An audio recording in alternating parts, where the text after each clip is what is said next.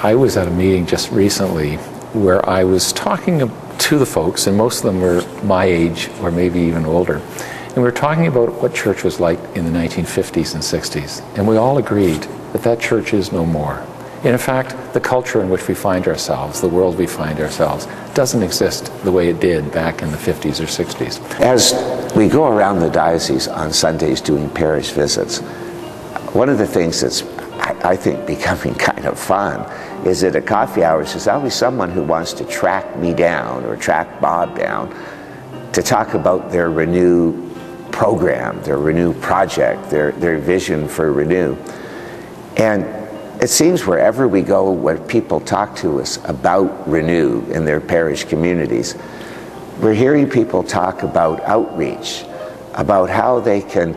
use Renew as a way to help the poor, how they can use Renew as an opportunity to create programs for young moms,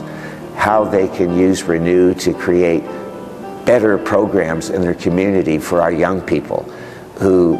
look for a safe place to be Christian, who look for a place where they can be in community and experience what it means to be Christian.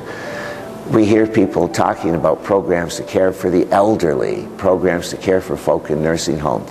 We can see that we can't do church the same old way, and we have to look at different ways of doing it, and we're doing that. To be sure, we have programs that people are looking at, or projects that involve repairing a roof, repairing a parish hall, expanding a parish hall. But every time they talk about that program or that project,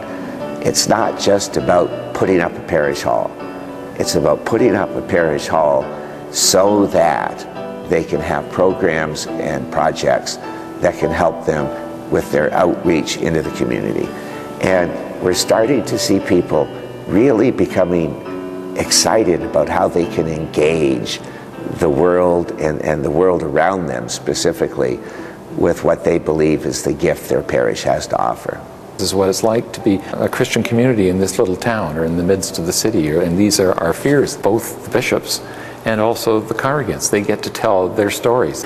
And then we move into the conversation of saying, well, have you ever dreamed of a different way of being and what God might be saying to you as we move forward?